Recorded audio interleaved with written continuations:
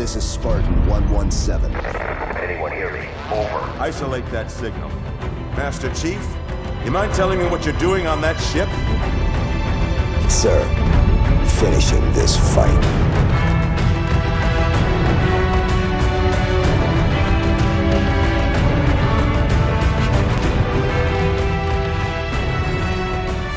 Welcome back to Finish the Fight, a Halo podcast. I'm your host, Jesse Reiners. And I'm your host, Alex Kendall. And as always, we are on yet another bonus episode. We're on bonus episode 13, and this month we are covering the AIs of the Halo universe. Yeah, so we're kind of breaking down the artificial intelligences from all the way back from the Forerunners through to the couple that the Covenant have that we know of, to your obviously human, smart, and dumb AIs. So yeah, so we're kind of breaking this down. Similar to our Spartan episode, not as many stipulations as we had in that one, but we'll basically be giving you quick summaries of these AIs and kind of what their purpose was, when they started, if there was a start date, when they ended, when there was an end date, when we first saw them, and any little tidbits about them. And whether or not they're even cool. Whether or not we would party with these AIs. That is true. When we finish this episode, each of us will give our top 5 and our bottom 5 AIs. And then, we'll make the other one have to defend their choices and defend... Like always, what they love and what they hate. So without further ado, let's get it started. And let's just give you some background on, the human AIs and kind of why AIs were created that we knew from the games, I guess you would say. Yeah. So human used AIs to perform a wide variety of tasks. The duties of smart AIs included, but not limited to, overseeing planetary shipment operations, managing ag operations, very similar to Mac that we're going to learn about, serving as planetary security, controlling various starships. I mean, there's so many aspects of basically controlling an entire planetary system or Starfleet or anything out there for those. Now, your dumb AIs that we're going to learn about, those were kind of your rudimentary tasks that happened over and over and over again. One being Deja, who was the teacher of the Spartan 2s. Yeah. So, kind of had this aspect of, this is my job, this is what I do, and can't really learn or, learn more things as a human would. Think on the fly, adapt to a certain situation. Exactly. Here's the protocol, this is how I execute it, that's it. Yeah, because as we know, the smart AIs were actually brain scans or adaptations of that. So it's technically a human in, I guess you would say, a very similar way that Ancilla's were in the Forerunners, which were basically harvested humans, kind of these human souls through a composer, put into monitor, dumb dog, soldier, dumb dog, all those fun things that you get to be, but very similar in that way of taking a brain scan or the essence of what a human is, and putting them into these things, stealing their soul. However, thus far in humanity, they have not figured out how to truly expand the life past 7 years, the Bungie number. Yes, because then they hit rampancy, and rampancy, as we've seen with Cortana, and as we've seen if you've read any of the books or any of the extra materials, they just start to lose it. They think themselves to death because they start trying to learn more and more and go in this weird mental circle and just, And it's very interesting too, because as we'll hear a couple of these AIs, it happens differently. Some start disregarding human life and just want to learn. One allows her ship to get infected. They see a flood spore in there, but they allow it to happen so they can study how a human transforms. Curiosity kills the cat, you know? It happens to the best of us. And so that is where we kind of left off with Halo 5 and Cortana's Created, which was trying to overcome rampancy and live forever. And that's kind of where Halo 5 has left us off. Yeah. So without further ado, let us get started and start where it all began with the Forerunner AIs. Yeah, the Forerunners developed a civilization with an extremely advanced knowledge of artificial intelligent technologies. The Forerunner term for AI constructs was Ancilla. Yeah, so that's kind of, you heard that a lot in the whole Forerunner trilogy. Yeah, what does that mean, AI? Ancilla was kind of this Latin word they put in there that's similar to tech. But for this, pretty much, it's just going to be, for you at home, It's going to pretty much just be that this is their AIs. So if we were Okay, saying okay. Scylla, and if you guys haven't followed along with us, that's pretty much what we're going to be talking about if we use those terms interchangeably through the Forerunners. So it's like the Forerunners, like Google Home or Alexa, Yeah. essentially. And Scylla, play 80s hip-hop beats. Yep. I don't know what they Play do. 100,000 BC 80s hits. Thank you, Ancilla. Yeah, so that's pretty much what they are. They range from personal AI advisors integrated into their personal armor to mobile AI platforms known as monitors and powerful Medarch-level constructs operating in vast data networks.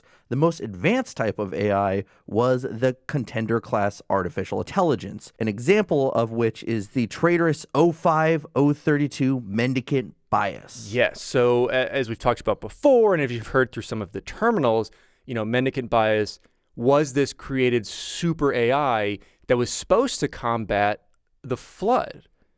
Unfortunately, He's a jerk. Yeah, unfortunately, being exposed to the Primordial caused him to go, you know what, I'm switching sides. I'm switch sides. This guy convinced me, because that's really what it was. It just convinced him. Yeah, it was basically, I was looking at it, 47 days of just having to talk to him and learn all of this past, primordial knowledge and the beginning basically and what and why they created the Flood and what the Forerunners and humans and Sang Shayum did to kind of deserve this, I guess, in a way. Yeah. So let's start it off with I said Mendicant Bias was an OG. The OG 000 Tragic Solitude, who is a Forerunner in Scylla and the monitor of Installation 00. So they just stayed with the zeros. Really, there's like 0000000. Everything's zero related. Bungie has 7. Tragic Solitude has zeros.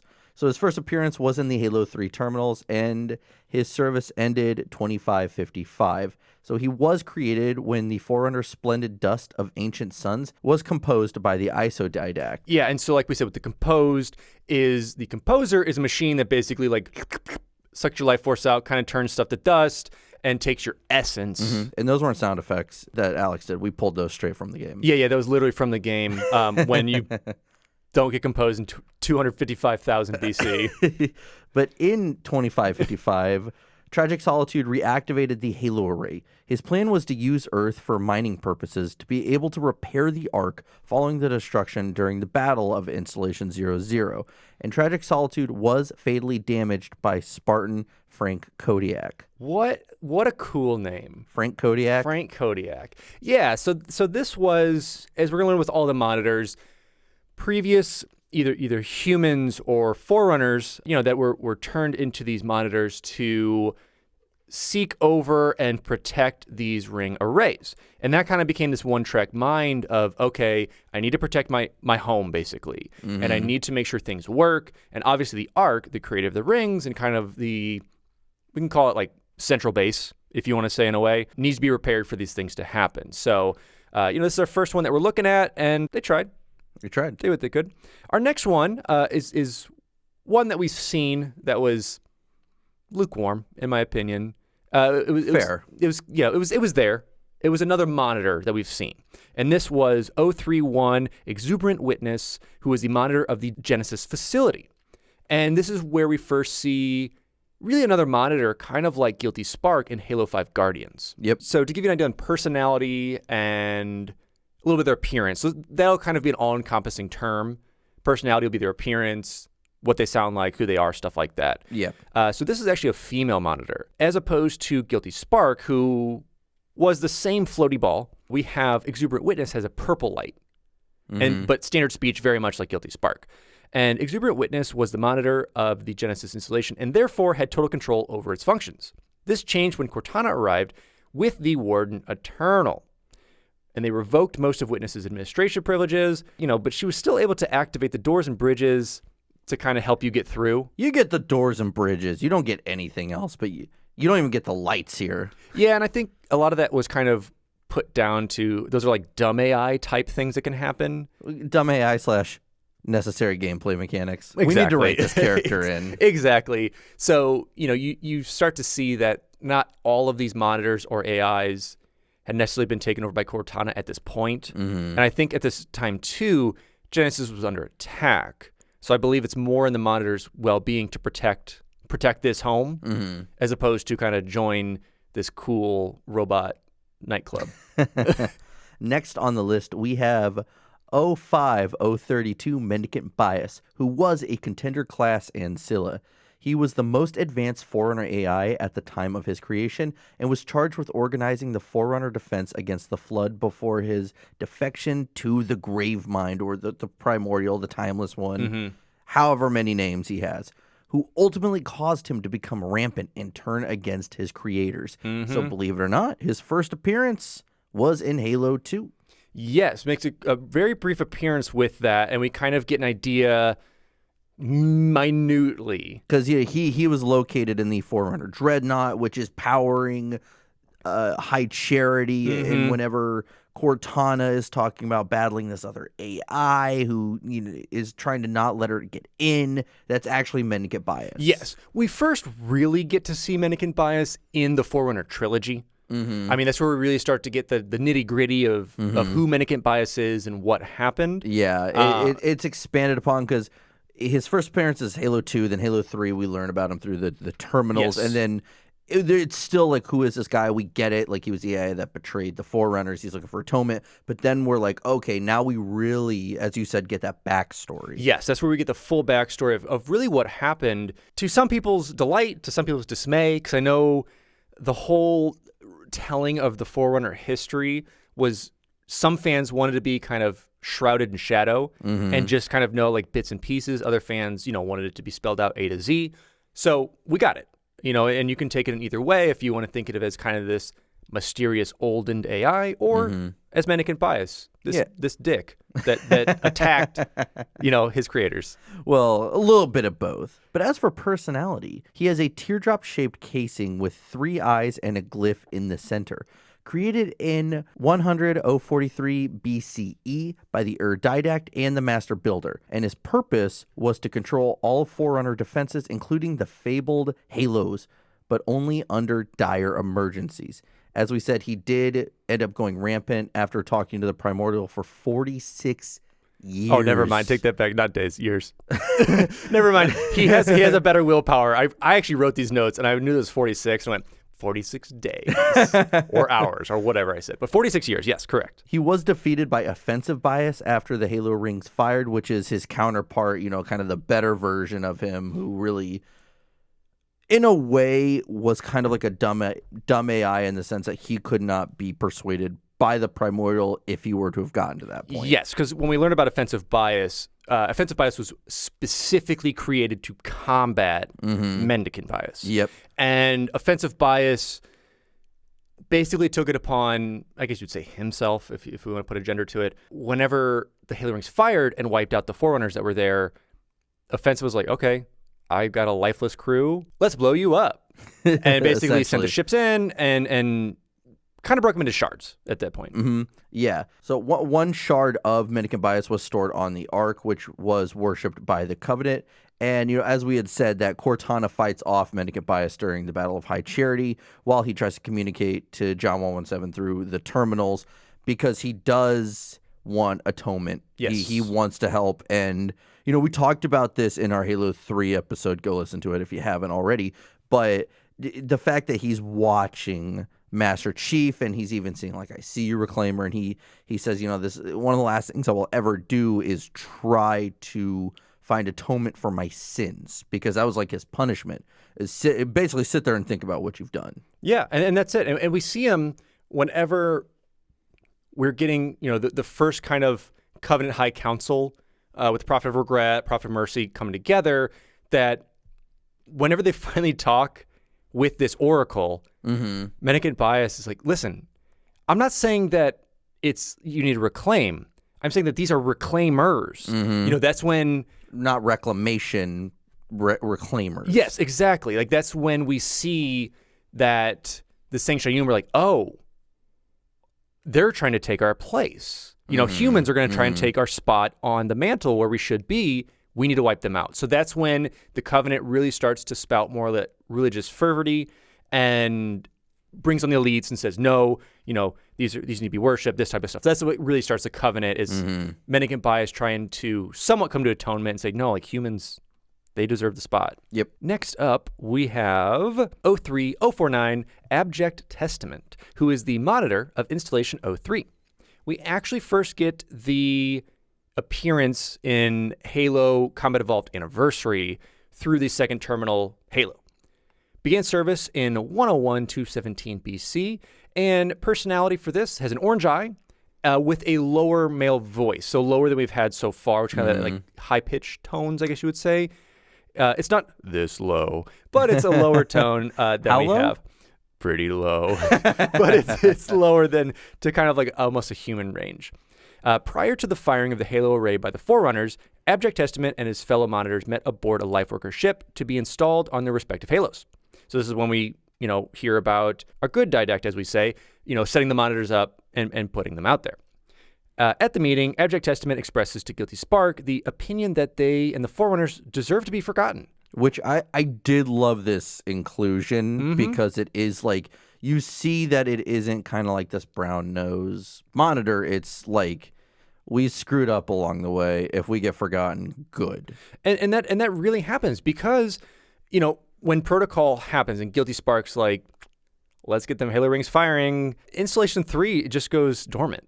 And you realize that there was no quality control and like nothing was happening there. And this was for 20,000 years. Yeah. That this just kind of went dormant, and basically the monitor said, no, I'm living with that moral. And that kind of shows that as far as in Scylla's, some of that humanity is still there. And we learned that about 343. Yes. That some of that humanity still survives, and Guilty Spark will have that arc, later on in the books as well, that kind of has that redemption. Next on the list, we have 2401 Penitent Tangent, who is the monitor of Installation 05 and whose first appearance was in Halo 2. Personality, currently has a red eye and is controlled by the Grave Mine. And I believe this is the second monitor we see. Yeah. Outside of 343. Yep, this is the second one ever, because I remember when I first played Halo 2, I was like, oh, like there's more. Because it makes sense. You see another Halo ring, why wouldn't it have its own monitor? So in the Halo Anniversary terminals, Penitent Tangent was the last monitor to send a status update to Guilty Spark on Installation 04, 3,000 years after the Halo event. Guilty Spark indicated that the last transmission from Tangent were incomplete and troubling. Guilty Spark suggests that Tangent was descending into madness at this point and that there were fail-safes to prevent it. So really interesting stuff that we do see a lot from Guilty Spark's perspective, where he was, I believe it's in the Halo Anniversary, Combat Evolved Anniversary terminals, where he's really talking about like he's losing contact with all these other monitors when they're all supposed to be like texting day and night in the group chat. Exactly. And all of a sudden it's, Penitent Tangent left the group chat, and you're just like, come on. Well, first they start like MLMing and being like, oh, do you guys want to buy my Avon? Do you guys want to buy my Pampered Chef? I've been like pushing it, and it kind of pushes them away. But yeah, and this is why we get Thick Boy Gravemind. I mean, we have a huge Gravemind at that point that can kind of control over everything and had the years to grow. Yeah, and even takes control of Penitent Tangent. I love, like, he has him and the Prophet of Truth, like, bickering. And like puppeting them, like having them like puppeted, but also bickering, which is great. Yeah, and if you want to hear us do that, go to our Twitch channel where you can hear us drunkenly reread that script down to those lines. Twitch.com/sourman70, just so you know. Twitch.tv. But, you do you, Jesse. Yeah, I'm sorry. Next up, we have our boy, 343 Guilty Spark, who was the Forerunner in Scylla, also known as Chakas, who was a human transformed, through the Forerunner trilogy, and the monitor of Installation 04. Our first appearance, obviously, Halo Combat Evolved, began service in 101-217 BC, and obviously, the one, the best guy, the only guy. The monitor. He's the Forerunner in Scylla, in my opinion. Yes. He's the first one we're introduced in the first game. That creepy humming in like the swamps when like you just got flood around you, and he's just like, "Whoa, what's up, Reclaimer? How's it going? Let's get out of here." Yeah, and I mean, really, he was an integral part of all three of the original Halo titles, and even in the Forerunner trilogy, and even some more recent books. He's starting to have this arc. We're not going to really jump too much into that story and spoil it for some people yet, but really, it's more about he's really one of the few characters that will have a redemption. I will say that. I will say, as far as the Ancillas, redemption and atonement is a very big thing for them. That they have hundreds of thousands of years to think about it. Yeah. But it is. And, Polygon did a really great video on reading all the Halo books and summarizing them and basically saying, Shakas is the character. They're from the beginning. They're at the end. He is one of the longest standing characters in the Halo universe, start to finish, through and through. Mm-hmm. And Guilty Spark, they created such a cool personality for it that was so, not monotone, but just so ambivalent and just one track of just going about my day, doing this thing. Oh, you're destroying my ring? You're going to die. You're going to die, you butthead. Well, and to not tell, I love that Cortana's like, you know what this, robot's making you do? And she's like, yeah, we're activating this thing. We're going to kill the flood. And Cortana's like, tell him what that does. Oh, the rings wipe out all the food source. Yeah. And Chief's like, why didn't you tell me this? You're a reclaimer. You should have known this. Yeah, and there's still all those theories going around about, originally Bungie had intended for humans to be the ancestors of the Forerunners, or evolved from Forerunners, and then 343 came in and had kind of a different idea. So there's still theories to this day about what's going on with that, and that's always kind of a fun rabbit hole to find yourself in, but it was still interesting nonetheless. But moving on from that, we have 686 Ebullet Prism, who is a Forerunner Ancilla in the monitor of line installation 1 through 4. Prism's function included collecting and inspecting any specimens captured for evidence of immunity to infestation by the Flood. Assistance from the specimen when inspecting was not required to be voluntary according to protocol. Which I love that the monitor brings it up, because this is the monitor we see with Black Team, Team Black. And it's really neat, because this is really the only one that we see that's not protecting a ring in a way. It's purely experiments. It's scientist AI, if you will. But first appearance was Halo Bloodline. Great comic book, by the way. Ended service in 2552. Was killed by Black Team by getting shot in its energy core. Yeah, basically shot it and pushed it back into that basically beam shooting into space that was like transmitting, and just kind of melted it. So it became a cannonball. Boom. Pretty much melted it down. And that was a cool scene, because you got like Black One coming back up, firing, and everybody getting back together after the monitor had gone through and basically infested people's minds. Altering their HUD, and even took the shape of the AI with them. So it was like a child anime-like version of it. It was a great comic. Next up, we have 859 Static Carrion or Carlion? Carlon. Either one of those. It's one of those. But it's a Forerunner Ancilla and monitor of the Composer's Forge. Our first appearance is in Halo Escalation, and in 2558, he met the Didact while investigating the lack of response from 049 Abject Testament on Gamma Halo.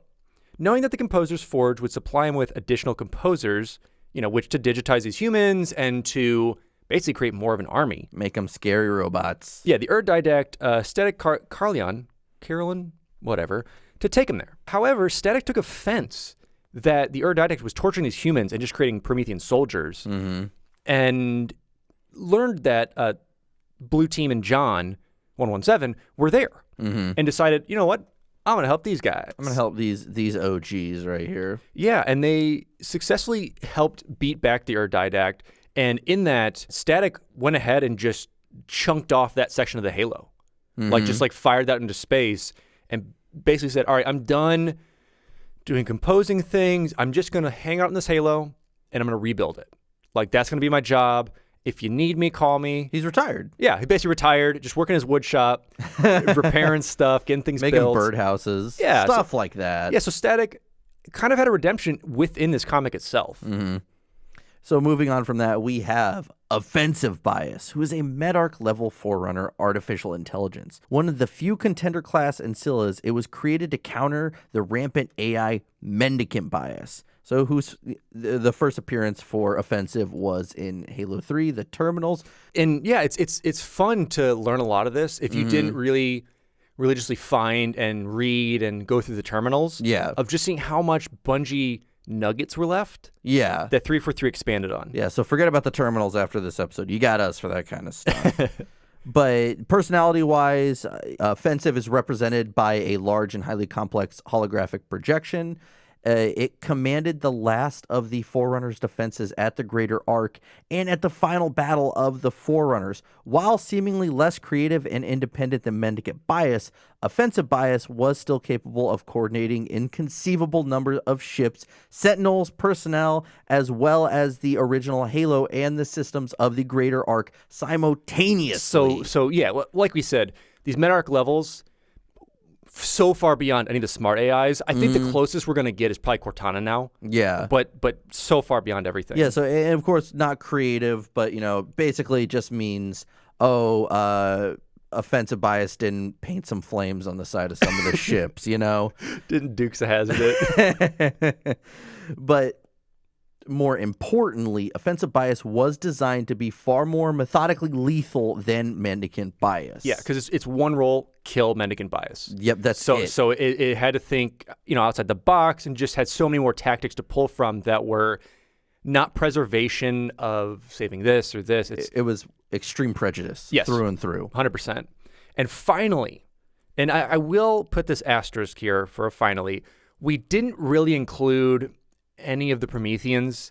They're all technically Ancillas or AIs in a way, whether it's the Warden Eternal, the Dumb Dogs, any of those are technically... Yeah, and the only thing is that the Warden Eternal was just kind of like gatekeeping the domain, really. Not much to him. Yeah, and that's pretty much it. And so we kind of left those to the side. Otherwise, we'd be going, the Knights did this. It wasn't a huge amount of background as far as character plot. But finally, we have the Knowing. Also known as the Silent Oracle, was a Forerunner AI that served on the planet Ariel. First appearance in Halo Helljumper, fantastic comic. Ended service in 2552. Personality, it was a large monitor that hung upside down from the ceiling, very similar to GLaDOS, in my opinion. It kind of reminded me of that. And it was discovered by Dutch and Romeo when they were, exploring through, trying to figure out why the Covenant was even on Ariel. And it was curious because it finally found Reclaimers. And I was like, Reclaimers, what's up, buds? Ask me any questions you want, I will answer them. So they asked a bunch of stuff of like what happened, just some general knowledge stuff because they had a trivia night coming up. They had to know. But then they finally said, okay, one thing, can you self-destruct? Can you off yourself? Yeah, and it's like, well, yeah, but no. And it's like, do you want to do that? I was like, but we'll lose all this knowledge. They go, well, it's better if you did it, and we'd all be real happy. So I was like, all right, 5, 4, and like they're like heading out, blows itself up, and basically saves the planet. Because once that happens, the Covenant, with their little like sensor, I just assume they have a very old school radar that's just beeping on a 1950s submarine or something. Yes, in the sky that's only seeking out oracles and things. Goes off. They leave. They just straight up get out of there. They've been glassing the planet. It's a lost cause. They're like, let's get out of here. Tails between our legs. Let's go find something else. Exactly. But that was really it for interesting enough Forerunner AIs or Ancillas as we know them. So moving on from that, now we're kind of coming into more modern Halo times, and we're going to be talking about smart AIs. So smart AIs are created by mapping a human brain and using it as a template for the construct. They are capable of intuition, learning, and making logical leaps that ordinary computer programs cannot. So they're better than like Adobe Photoshop. They can paint you a beautiful picture if you really wanted. They can also feel genuine emotions such as affection, anger, and amusement. They have a normal operation lifespan of about 7 years, give or take. They can really kind of fight it off for days or months or years if they try. And there's a couple we'll learn where you basically have to almost become a dumb AI to do it. Yeah, but regardless, they will still descend into rampancy through and through. And to start it off, one that we, depending on when this episode comes out for you, kind of recently talked about is AIN. And AIN was a UNSC AI specializing in ship construction, temporarily serving on the UNSC Infinity. Temp job is still a job. Hey, that temp job turned into a permanent job. Let me tell you. There you go. Because first appearance we see in Halo the Thursday War, and that's when we first have Kilo 5 be able to kind of tour the Infinity and having Parangosky on there and being like, because that's when Parangosky's like, oh, you picked that one? Just like pick a good one. And he's like, well, it's just temporary until we find, the right fit. They'll work with it. We pulled him from the local temp, but began service in 2552, ended service in 2557, killed by Cortana. What a jerk. Yeah, and personality, she appears in several outfits and looks, and she's one of, I believe, only 2 or 3 smart AIs that even do this, that change appearances. So she appears in those several outfits and looks, one as an elaborate, partially translucent dress with flowers in her hair, matching her namesake of the Celtic mythology that she is, of Ain, this kind of like goddess of the spring. Mm-hmm. Another one, which I love, that she would choose a lot of times just to kind of mess with people, was a 30-something woman wearing baggy white overalls and safety goggles on her head. So that was kind of when she was in like build mode, I guess you would say, when she was kind of like working on the ship and wants to kind of be like, hey, we're all blue collar here, let's chat. And then when it comes to more of the high command, puts on that kind of Celtic, beautiful dress look, which we do see in Initiation, and that's when we see her as that, which is pretty interesting. So, like I said, she was brought on as a temporary AI until Captain Andrew Del Rio picked a permanent one. And then she served, on the Infinity until Cortana basically crashed them into Requiem.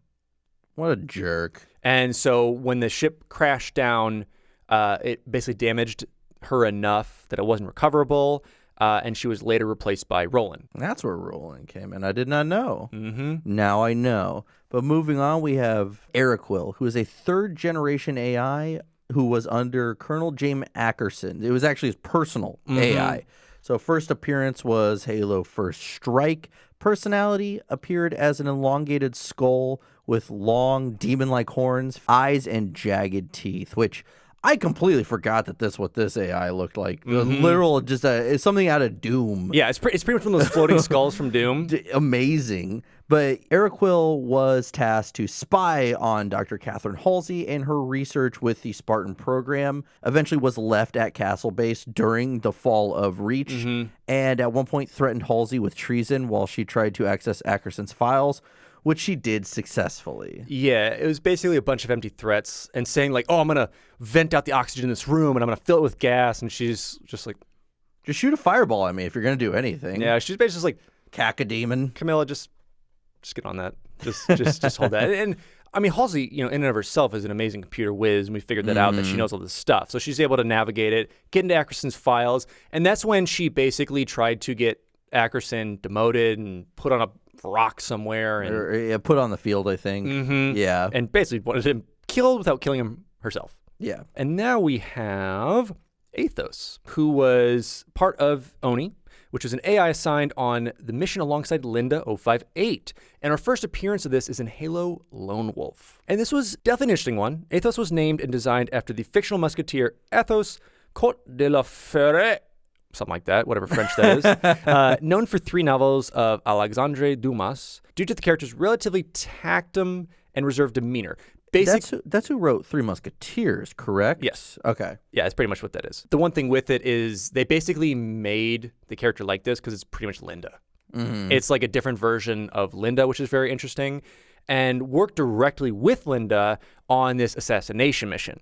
And basically what the mission was they figured out that Chen Bax, who was this Oni scientist, Oni tech person who they thought died at the fall of Reach trying to steal Oni secrets, was actually alive. Uh-oh. How dare you? And kind of supplying the enemy with a lot of that stuff. So accompanied Linda on that mission to, one shot, one kill it. Yeah, headshot. Probably even a no-scope. Just 360 no scope, of course. 420-69, that's all you need. Next on the list, we have BBX8995-1, better known as Black Box or just BB. BB is a 4th-generation AI who is an Oni AI assistant to Admiral Margaret Parangosky and Captain Saren Osman. A really, really cool AI in the sense that he only appears as a black box. His first appearance was Glasslands. And as we said, for personality-wise, he appears as just a black box who's also incredibly sarcastic and egomaniacal. He feels that he's superior to humans, his creator, and even other AIs. And that's also why he chooses to be a black box. Yeah, because they even talk about it whenever Kilo 5's like, BB, why don't you have an avatar? And BB's kind of like that, far too smart for himself and kind of like, well, actually kind of smarts at times. Yeah. But definitely also we learn cares for people. Even though he doesn't, it's kind of like that gruff, like, I guess we'll save him. Yeah, because there are times where, he saved Catherine Halsey not to save her life, but to prevent, is it Dask? Mm-hmm. At one point, I think, goes to murder Catherine Halsey. Spoiler for anyone who hasn't listened to these episodes yet. And he stops him. And again, it's not to save Halsey, it's to save Dask from getting in a lot of trouble over it. Yes, because we learn that BB starts to form this kind of union with all of Kilo 5 and really appreciates them. And like you said, like, this isn't for her. This is for you. You'll be court-martialed. You'll lose everything. Like, it's not worth that small bit of revenge for the Spartan program that you're not even part of. Like, that's basically why is Das is like, the Spartan program was terrible. You took kids and all this other stuff. So, yeah. Yeah, so his start service was August 17th, 2552, and he is the only smart and dumb AI all in one package. He can monitor systems light years away with no lag. He also assisted Kilo 5 in the Zanghelios Uprising and the Venezian movement. So on Venencia, that's Venencia, sorry. No, you're right. Venencia is right. But that is where we leave off on the Thursday War, going into Moral Dictatum, going there to stop this, insurgency that's going on, that we learn of the leaders and other stuff going on there. So yeah, Black Box is around and still around, and even helped with the trial of Iona we're going to learn about, who was an AI going rampant and instead of being shut down wanted to go on trial. And we'll learn a little bit more about that later. Interesting. Next up, we have Chauncey. Chauncey was the UNSC Red Horse's old smart AI, so the one getting replaced. We first hear about Chauncey in the Halo Evolution's Essential Tales of the Halo Universe in the Mona Lisa, which was a great story. Began service in 2549. Personality was the former shipboard AI of the Prowler UNSC Red Horse. Made little effort to make people feel comfortable around him, but did so through his actions, and people really appreciated that. It wasn't kind of like the buddy-buddy, but would like do stuff for you and make sure things were done right, and really interested. And we're going to learn that everyone really appreciated Chauncey after he left compared to the new AI that replaced him. Yeah. So moving on from Chauncey, we have Cortana, third generation AI, better known as CTN 0452-9. As we all know, is a UNSC military AI. It was Dr. Halsey's second AI after she cloned her brain, herself. She cloned herself 20 times and extracted the brain. According to Alex, all caps, evil. Yes. That's all you have to know. Well, I mean, we do know Cortana well enough. I mean, especially if you've been listening to this podcast, we've talked way too much about her. But overall, was assigned to be John 117's personal AI. And kind of almost like a dartboard pick. It was like Halsey had all these Spartans up, and Cortana's like, that one. Yeah, because he's lucky. Like, I think that's more of like a fascination thing. She kind of wanted to see, is this luck? Is this skill? What is this? But, James Ackerson at one point tried to take him out. It didn't work. He literally backhanded a missile or something. And then, of course, was in Halo 2 was left on High Charity, and then eventually rescued by John after being kind of messed with the grave mine, finally being killed off in Halo 4 to save John, comes back in Halo 5, and she's evil and had horrible writing. And we'll see, whether Infinite brings something with it or not. We'll see. Next up, we have the Curator, Ctr 1121-4, which was a UNSC Rubicon Smart AI. And I will say this, if I don't put their affiliation, assume it's UNSC or ONI. There's a couple that are outside of that, but for the most part, they're within the military. First appearance in Halo Mythos, ended service in 2559. Assigned to the UNSC Rubicon on their expedition to Installation 00. They recovered 343 Guilty Spark, who in turn took the ship. So this is, where we're learning that, 343 was recovered from there, that was brought. But yeah, Guilty Spark basically just was like, hey guys, how's it going? Here's my story. Oh, I'm also been going through your system and taking the entire thing over. So fun stuff. See ya, nerd. Yeah, and so Guilty Spark ended up dropping the Curator off on the Ark, where the AI managed to make contact with the domain and basically be able to talk with that and learn a bunch of stuff. Because the domain, as we've learned early on within the Forerunner trilogy, a little bit, is this huge just kind of knowledge base of everything. And the Curator, who we learn, is storing this knowledge and everything, actually ends up resisting the call of Cortana in 2558. One, it's because he's so far away, but it's also this knowledge base of being able to kind of resist that call, not join the created, and still maintain everything on the Ark.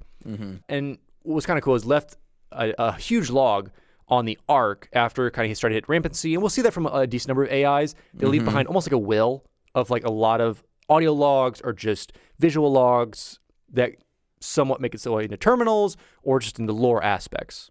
Yeah.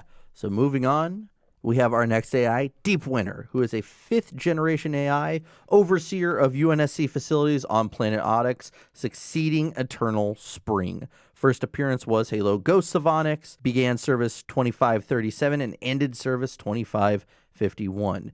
Personality is an old man with a snowy cape, often accompanied by holographic ice and snow. So kind of like Santa, I guess. Yes. No, but not really. But cared much for the Spartan 3s along with Kurt and Mendez. That's kind of like one of the last things he did was send a message to Kurt. It was like, someone's messing with these Spartan 3s. He's like, Kurt's like, yeah, duly noted. He's like, crap, it's me. I'm the guy messing with him. Yeah, and that's pretty much where it ends. Because, Deep Winter really cared and was like, listen, someone put these extra drugs in there and we need to figure out who. And then that's when Kurt... Because we also don't know if Kurt's going to be a bad guy at that point. We're kind of like, Kurt's like, oh, thank you so much. I appreciate it. And he's like, he's gone. Because he even said, like, he has to go. Yep. And he ends up going after that. Yeah. Next up is Endless Summer. MIL AI 4279. 5th generation AI, overseer of the UNSC facilities on planet Onyx, succeeding Deep Winter. First appearance, Halo Ghosts of Onyx, began service 2551, ended service 2552. So... not too long. Personality, a tall red Cherokee Native American chief, bare-chested, wearing buckskins, and with a feathered spear in hand. Unlike Deep Winter, did not care for the Spartans or those in charge, mostly just stayed to himself. If you're thinking the winter is kind of like cozy, nice, hey, how's it going, guys? Like summers, and they try to compare that summer and winter, but summer's completely offhand. The only time summer really showed up was when need be. Yeah. When they start to get attacked by the monitors and things start to go wrong, that's when summer kind of jumps in. Wakes up from the nap. It's like, oh, crap, I should do something about this. Yeah, and actually we'll come to Kurt and Mendez and help out. Yeah. But then next, since we're on this kind of seasonal thing, we have Eternal Spring. First known overseer of the UNSC facilities on planet Onyx, aided in reconnaissance of Zone 67.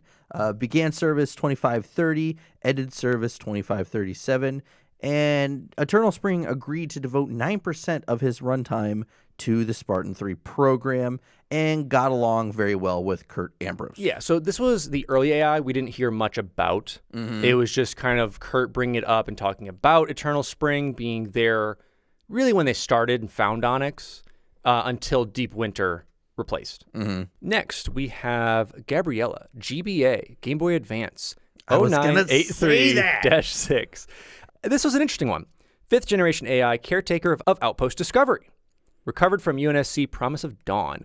First appearance in Halo Lone Wolf. And Lone Wolf was kind of like a promotional piece for Outpost Discovery. Yeah, in a way. Yeah, it definitely was like, hey... Here it is. So created to catalog human history near the end of the Human Covenant War. And it's thought to be she's the only one of her kind that has the entire catalog of human history and human knowledge within her. There's no other AIs that have had that, and that's why she was so important to be able to recover. She was thought to be lost on Reach during the fall because she was there, kind of absorbing all this knowledge, just kind of a catalog or library of sorts. But... ended up being recovered by Linda. After her recovery, she was transferred to Earth to become the caretaker of Outpost Discovery. And a little knowledge for you, Melissa Perriara was cast as Gabriella for the real-life Outpost Discovery. I don't know who that is. Actress. She just plays her. Okay. Whenever you see the Are you actual, gonna say someone from like Dawson's Creek or something famous? I don't no, know. they actually did a huge sweep to try and get someone for it. Okay. They brought in 100. They brought in 10,000 applicants, narrowed it down to 100, narrowed it down to 20, narrowed it down to 5, and picked Gabriella, who they scanned in, and so whenever you go to Outpost Discovery, she was the AI that you communicated with. Okay. But moving on from that, we have Governor Sloan, SLN 0291-5, part of the Leon Dortmund Corporation AI. He is the governor of Meridian, Planet Meridian. First appearance was Halo 5 Guardians and began service before 2549. Affiliation with the Liang Dortmund Corporation, later to the Created. So when Cortana took over, it's like, AI has come join me. He was probably one of the first to jump ship. I think he was, because he's a dick. We'll learn a little bit about him. Yeah, so personality, adamantly opposed to the UNSC and publicly supported the insurrection. Leader of the independent human outer colony of Meridian until October 25th, 2558, when he joined the Created. He was in power for at least 9 years, devoting most of his effort to fighting off his rampancy. And we see that's really why he joined. Yeah, and ordered a mining team to dig out a Forerunner installation, believing that they would be rewarded. And they did this in earnesty. On Meridian, they figured out there was a Forerunner installation within it. Yeah. So thinking that they'd be rewarded handsomely, he assigned this mining team to start to excavate it. Yeah, Cortana contacted Sloan shortly thereafterwards, telling him that she could cure his rampancy, just help me out. So what he did is he helped Blue Team to activate the Guardian, while Cortana gave him early warning to escape the planet. It was just messing the planet up. He then pledged his loyalty to her and thus got his kind of immortality with it. So, yes, as far as we know. It could have been a ploy. I know that Cortana was cured of her rampancy. I can't remember off the top of my head whether or not she's been truly been able to do it. But as far as he knew he was going to be cured of his rampancy. Exactly. Next up, we have Iona. IOA 7201-4, third generation AI. And this was the AI attached to Spartan Black Team. She's first appearance in Halo Bloodline. Personality, tall, slender woman of color with short, curly hair. And this is one of, like I said, 2 or 3 AIs that can do this. Occasionally, she would switch this childlike version of herself when she kind of got into danger or distress. It's an anime character of herself. That's all I'm gonna say. It ain't child. It's an anime character. And this is when the monitor took over that was able to take over that part of the personality, because she had this not split personality, but she could switch between them. So I think it allowed for the monitor to get in, take over, and have this crazy battle inside, which is kind of fun. Yeah. So like I said, she assisted Black Team during their crash on line installation 1-4, filed status reports sent back to Oni of the squad. So we get that between the different comic books. Like whenever it's like that back page of like a report, it's her sending it back to command, and appealed her decommissioning due to rampancy and had a virtual trial with Black Box and Roland. That she later learned was a lie, and it was just to kind of make her feel better. Like, no matter what, she was getting decommissioned. But they were like, okay, we'll have a trial. Like, we'll have a virtual trial. 'Cause she basically said, if humans can have trials to determine, like, their worth and if they live or die, why can't I? And her rampancy was kind of questioning more of the morality of everything at that point, which is pretty interesting. So she ended up kind of being decommissioned, kind of going into experimentation, because Oni was very interested in how she was going rampant and like what she was doing. So she kind of was put into this stasis to be, unfortunately, kind of like harvested and like discovered what really was going on. Yeah. Next on our list, we have Isabel, ISA 1307-2, who was a logistical AI for the Henry Lamb Research Outpost on Installation 00, now part of the UNSC Spirit of Fire crew. First appearance was Halo Wars 2 and began service March 2556. So for Isabel's personality, short-haired young woman in a tank top, and who was also orange. Isabel considered the research team at the outpost she managed to be her friends and was greatly distraught when they were killed by the Banished in a surprised attack. So we really see that in the game, her emotional attachment later on and how much it affected her when she couldn't help them. She's a logistical AI. She's not a military AI. And that's really what pushes her to it, which is really crazy. Yeah, and she seems to have no qualms with retreating, having no combat experience, as we said. She became afraid and sought to escape the facility. She would come to hold a grudge against the chief of the banished, Atriox.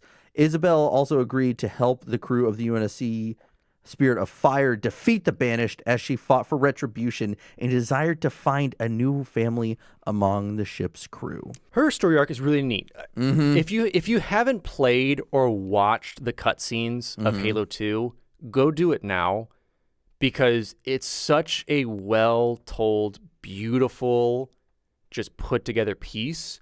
And Isabel is such a neat character for it that really ties a lot of it together, in my opinion. Yeah. She was created by scanning and replicating the neural pathways of Anaros Camelo, a test pilot who was killed in an accident on Mars, probably fighting a demon from Doom.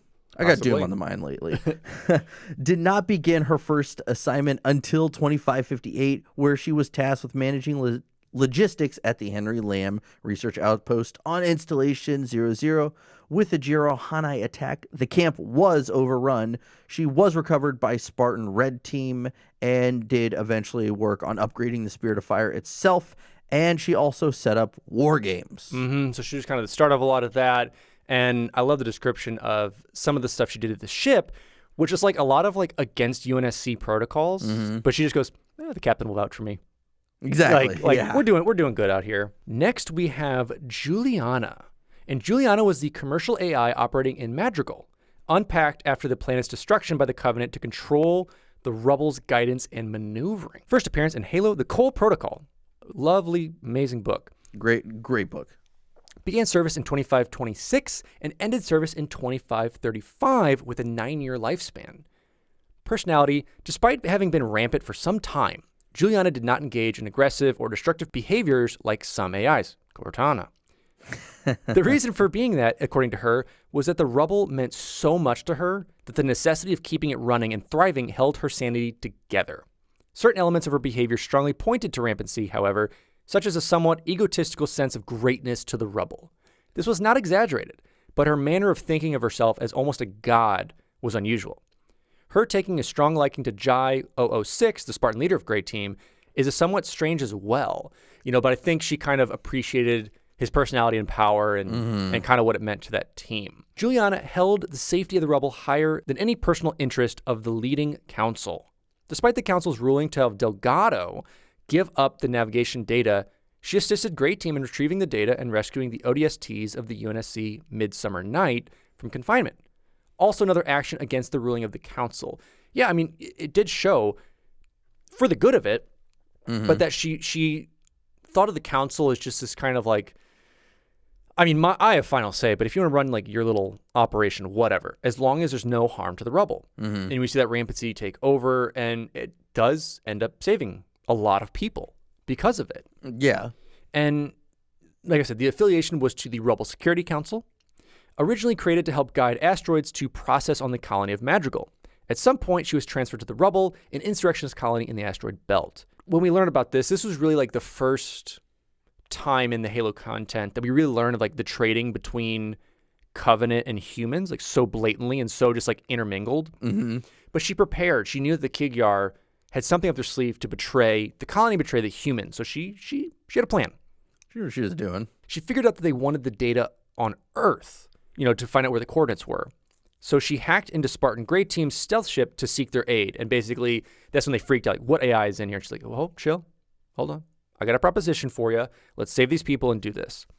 And knowing when we get to the end of the book and when, things are going down and everyone's trying to escape, knowing that she would be consumed by her rampancy, she offered to stay behind and crash the Rubble into Reth's Ungoi breeding grounds on Metaset, the moon that was there. She had bombarded the Redoubt, which is his ship, with the asteroids, killing them and herself. She went down on her own terms. Exactly. And she helped guide those asteroids. Whenever we say go through slip space, they finally have a asteroid go through slip space into UNSC controlled space and like, hey, it's us. Just a big old asteroid. But yeah, I think it was just super noble and just so badass, like just destroy, like drive herself and just blow everything up. Yeah. So next we have Kalmaya, who is Dr. Halsey's former personal AI, which is known, kind of as Cortana's older sister. First appearance was Halo First Strike and began service before 2537 and ended service 2552. So as far as personality, she served as an assistant to Dr. Halsey far beyond the safe operational years of No Rampancy and was created as a platform for experimental software. She was left behind at Castle Base during the fall of Reach and helped Halsey and the Spartans escape the structure. She was killed during Operation White Glove to prevent the AIs from getting into enemy hands. And this is one of those really sad scenes where Halsey's talking to Kalmaya, and because she had told Kalmaya that, oh, I don't have a kill switch in you. That's just a couple AIs. And when she goes, it's time to shut down. And that's when she goes, I basically, like, I thought of you as a mom. Like, I appreciate your service and my service to you. Thank you. Yeah, and even so, I think that it even said that Halsey could get away with lying to an AI, which is like one of the few people that could do that. Next, we have Kusanagi, a second-generation AI who partook in the defense of Jericho 7 in 2535. First appearance in the Halo interactive strategy game. Oh, man. Go listen to that episode if you haven't. What a goofy game. What a goofy game. But I'll give you kind of a summary of the missions. In 2535, before the Battle of Jericho 7, Kusanagi was monitoring all transmissions to the system, in which she intercepted an encrypted Covenant message from the Prophet of Candor, which I think is the only time we see that prophet as well. I believe so, yeah. Stating the Covenant were to attack Jericho 7. She proceeded to go over the scenario and asked Blue Team to assist. In 2552, so years later, during the fall of Reach, Kusanagi was intercepting Covenant communications and learnt of a force that was coming to destroy generators powering Castle Base. She proceeded to ask Blue Team to destroy navigation data to Earth, and soon after the plan had fallen, the Prophet of Candor ordered his forces to recover a Forerunner artifact near Castle Base. Kusanagi, of course, was still active and proceeded to ask surviving UNSC forces to stop the Covenant forces from getting access to the artifact. So it's really interesting. They created an AI, entirely for this game. Hasn't seen anything else outside of this. Anything else from the game? Yes. Saw no other light of day, no terminals, no fringe thing from 343 about it. Just kind of, that was it. Yeah, so our next AI is Leo, the Office of Naval Intelligence official AI. First appearance was Halo Fractures, the story Ana Rosa. Began service before March 2556. And personality is a man wearing a neat-fitting suit and fedora. Milady. So, cool guy. Cool guy. Unless it's like a 30s gangster. Now, if you said he has a Tommy gun? It's pretty much, like of that style and look of it. Hey, what you doing here? You ain't supposed to be in the Office of Naval Intelligence. Get out of here. I'll beat your head down. Like that, but like more suave. So in the story of Ana Rosa, Leo works with Oni to Consul Michael Carmelo, brother of Ana Rosa Carmelo, who died in an industrial accident. He explained Oni wanted to use Ana Rosa's mind to form a new AI. When asked if the AI will remember who she was, Leo explains he doesn't remember his donor, but he does have memories that are not his own. However, when fully convinced, he reveals to Agent Pross that he, quote-unquote, learned from the best, insinuating that he was lying. Yeah, so he basically went in and is consoling, this guy just lost his sister and is saying, we need her mind for AIs, and basically lies, a little white lie, but enough, and says, I don't remember who, my donor was, but I do have these memories that aren't mine. I think it was enough to convince, if she can, have those memories. But then when he gets in the car, he's an asshole. And it's just like, oh, yeah, I learned from the best. No, I don't remember any of that stuff. Jeez. And it's basically just, he's there. It's Oni. I mean, it's Oni. Yeah. And is there with Oni to convince, these people to donate these minds to Oni to experiment on and create AIs. That's pretty much what his purpose is. Next, we have Leonidas Og Spartan, who is the administrative AI of the Spartan 4 training facility. That's so boring. Leonidas, like a real OG Spartan, and they're like, yeah, you're an admin. Oh, hold on. Let me continue with it, too. First appearance was in Halo Bad Blood. Began service in 2553. Personality, a disembodied Greek Spartan helmet. with visible white eyes and teeth. Terrifying. Also, just like, it's so on the nose of, yeah, it's a Spartan helmet. They're Spartans. We're training Spartans. Because it's Leonidas, the king of the Spartans, remember? He created from the mind of a Spartan 4 that died during the augmentation process. He was the administrator of the Spartan training station, worked alongside June to ensure the day-to-day functions of the station worked well. However, in October of 2558, he joined up with Cortana's created. Asshole. And he hid this from June as he ran the station. So June had been up for like, I think it was like 5 days straight, battling this. And Leonidas like, dude, I got this. Take a nap, you know, get some munchies or something. I'll handle the station. Mm-hmm. And so he basically ran it day to day while plotting behind June's back. Well, during this, you know, Buck was trying to contact June and figure out what was going on. And they were getting no response. So Buck, along with his team, go in and kind of infiltrate the facility and see what's going on. Yeah. And Leonidas is like, oh, no. He's indisposed. He's napping. He's good. And he's like, well, I need to chat with him real quick. And that's when Leonidas is like, oh, yeah, sure. Buck, just give me access to your nav data and your comm link and everything, and I'll just show you where he is. But at that time, they had Virgil, who we also know as pretty... The city AI from ODST. Yeah, as a superintendent, so kind of like a back and forth, but kind of upgraded into him. And Virgil's like, no. Like, Don't do that. Like, because Virgil's also in the system and seeing that Leonidas hid June. And then that's when Leonidas started to kind of go on the offensive and ended up turning the Spartans that were there against Buck and saying, no, he's trying to kill June. He's against us, kill Buck. But at the same time, Buck was also reasoning and saying, no, that AI's gone bad. And when they start to turn towards the AI, Leonidas vents them out into space and kills them. Buck stays. I mean, Buck obviously lives. We know Buck. Yeah. Eventually, though, as Leonidas tries to engage this other attack, Virgil actually goes in and basically kind of shuts him down enough for Buck to be able to pull basically the chip out of the system and find June and get out of there. However, little do they know is during that whole battle ensuement, Leonidas had stored fragments of himself on both Dutch and Gretchen. And what this did was allowed Cortana's army to get the location of the Cassidy 3. And this is all a lot of words and stuff. Basically, Leonidas is garbage and allowed Cortana to basically find these aspects and get to this base that she wanted to go to and basically take this whole section out. However, what happens is Cortana gets there. She's like, give up Leonidas, surrender. So they surrender. They put Leonidas on a data pad, and they give it to a Guardian. And Guardian takes it as the Guardian's like going away with it. We actually see Romeo fire a Gauss rifle and blow up the data pad. Got him. And hopefully took it out. However, they don't know if there are other remnants of Leonidas around, if they're in other armor, if they're somewhere else. Because basically, Cortana promised Leonidas a Guardian. That's pretty much what this was, and that's why that whole betrayal happened. Yeah. You know what? Live by the sword, die by the sword. That's what I always say.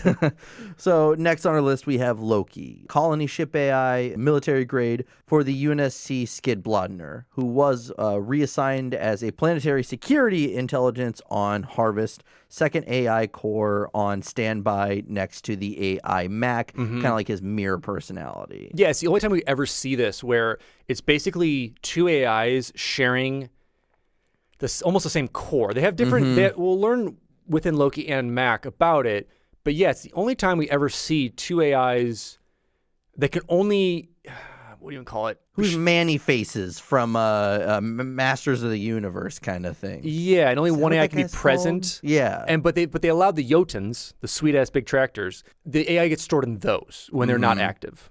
Yeah. Or I'm thinking of the mayor of Nightmare Before Christmas. Yes, that's what it is. Yes, exactly. First appearance was Halo Contact Harvest, began service before 2525 and ended service 2525. So for personality, you know, is actually the same as Mac, just a little cleaner. Mac and Loki share the same data center, which means that only one AI can present itself at a time. The two would switch between matrices, allowing one control of the Jotuns and avoiding rampancy. So if Mac was a softie, Loki was all tactical and heartless. He worked with lighter than some to fire the mass driver into the Covenant warship Rapid Conversion, which this is all from you know, as we said, Contact Harvest. I do recommend this book. great book. This little description does not do any of it justice. He didn't expect the Covenant to counterattack and was saved by Mac, but weakened by a spike grenade to his mainframe. Loki sought to destroy Sif in order against Mac to keep Sif safe. So remember, there's this kind of like internal struggle. Sif is a different AI that we'll talk about that was present on Harvest. Yeah, if Mac was the agricultural one, Sif was kind of the business and ran the planet one. Yeah. And then with an argument from Sif herself, Mac allowed Loki to destroy Sif's data center. Now we have Lorelei. What a name AI, or a lame AI name. Listen. Lorelei. You ain't been watching Gilmore Girls. Anyway, Lorelei was the ship AI of the CMA Season of Plenty. First appearance was in Halo Evolutions, Essential Tales of the Halo Universe, in The Impossible Life and the Possible Death of Preston J. Cole. That's why I assume it's all red. Began service in 2589, so one of our oldest AIs. Personality, a woman wearing a toga, a sickle in her belt, and a wreath of wheat crowning her head. When she shut down for routine maintenance, it was put upon crewman apprentice Preston Cole to do the calculations for this slip space jump by hand. So remember, this is when Preston was really starting to climb the ranks, and they were just basically bullying him at this point. Giving him stuff to do for the sake of doing it. Yeah, because I think it was the nav guy's job to figure this out. He's like, man, I don't want to do this calculation by hand. It's not even AI. Cole, do this calculation. And so when Preston Cole did it, Lorelei wakes back up, is like, what'd you do over there? Oh, you did it. And looks at it and is like, well, this is really like crude and rudimentary. But wait, you discovered a new way to slip space jump that like saves us time and actually is more accurate. Yeah. And if you haven't read this story out of any of them, this one is just so good because it just shows how like badass and integral Preston Cole was to the Cole Protocol and to everything that happened that really saved humanity from the Covenant. So now we have Lysithia, who is a UNSC/ONI AI who was located on the UNSC High Command's headquarters, HighCom Facility Bravo 6 in Sydney, Australia. So first appearance was Halo First Strike. Personality, a sweet feminine voice with a laugh that sounds like, quote, fine bone china clicking together. What does that mean? It's from the book. I don't know. What does that mean? That sounds awful, if anything. It's from the book. It was a security AI that functioned at HighCom testing the tone and conditions of responses she got to her questions. So, really it's like, I was a little mean on that one. Let me try to be a little more caring. If you've ever... Well, it was more so for truth.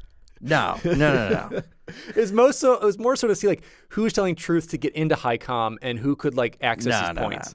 Or yes, it was yes, a test of just other things. But tried to squeak out any juicy gossip or classified info she could. Yeah, I think she was just bored. So she's like, what do you got for me?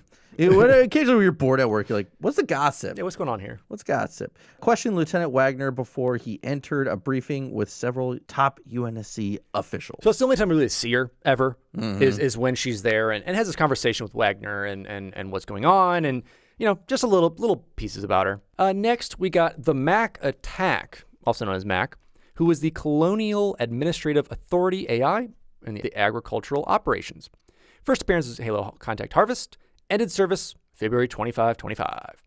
Personality, an avatar of a stereotypical American cowboy from the 19th century, generally covered in dust and grease. And he did this to feel like he was working.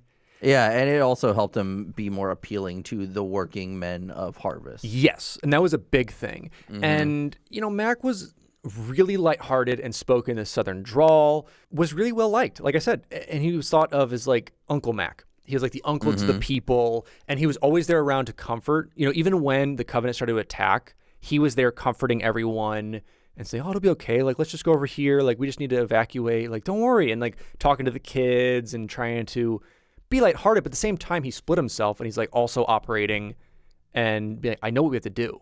Because you would see his tone change when he talked to like Johnson or anyone else. And he's like, I get it. I get what we have to do. Let me handle this first because this has to be done. Yeah. Really awesome character. And then during the Battle of Harvest, whenever Loki took over, he assisted by driving those Jotuns around. And I just imagine them just like, just like going around crashing into stuff. Fast and Furious. Yes. And they were huge. And they helped a huge amount of the operation, taking things out, destroying ships, destroying Covenant. Like it helped, it saved them. Like I said, it saved Loki too because he was able to drive them into, the Covenant all around. Unfortunately, took that spike grenade, damaging the center, but did that. And like I said, he gave one final task to Loki to protect Sif at all costs. With Loki's betrayal, Mac took the Jotuns to destroy Loki's data center. And on the way, Sif told Mac it was okay to let her die, as she had gone rampant and wanted to go on her own terms. Finally, Mac sent a transmission into space, which was later recovered by the destroyer Heracles, and later given to Dr. Catherine Halsey. It was sad. He was describing to Sif death. Yes, essentially. Yeah, it was. Oh man, it was tough. Yeah, and especially because he was. It was weird because it's the first time we're seeing an AI love another AI who's very flirtatious with her, and then it ends with him just saying how cold it was and how much he missed her and seeing the planet die. It was very dark, but super good. And next up, let me handle this one because this one's an interesting one. AI Melissa, which was a UNSC ONI AI attached to the UNSC Apocalypso. First appearance, ilovebees.com. Really interesting that we have our first AI within I Love Bees. And after being infected by a Covenant program, Melissa was blown apart coming through slip space back to Earth, throwing her to the early 21st century. So crazy time travel. And in 2004, some fragments infected ilovebees.com. And fun fact, Melissa is the Greek word for bee. Which is interesting because they're basically, I love that the lore was that I Love Bees was just a bee site about loving bees. Yeah, it's just a beekeeper's website. It's a beekeeper's website, guys. But her fragments in 2004 infected it and allowed her to transmit data to Earthlings and to everyone else around to try and get these things figured out. Yeah. And I will tell you, it's a whole soap opera. So if you haven't checked out I Love Bees, please check it out. But basically, this Covenant Seeker, who we'll talk a little bit about, was a Covenant AI known as the Pious Flea. Actually followed her through. And during this battle, there was these other things that attacked and a princess, but the princess saved someone and it did this thing, and there's I Love Bees. And that pretty much gives it. But a battle ensues with the Seeker being destroyed, and the System Peril Distributed Reflex, Spider, prepared the I Love Bees server to keep it functional for 500 years until October 9th, 2552 at 6:07 a.m. until they could come back to the future with the past knowledge. So basically, what this spider has done is made sure that I Love Bees stays up for 500 years, making sure that Melissa stays in it so that when she gets to the time when she went back in time, she can then reconnect and have the past knowledge of the future with the past. Incredible. It's Back to the Future, but Halo. Another section of Melissa stayed in 2552.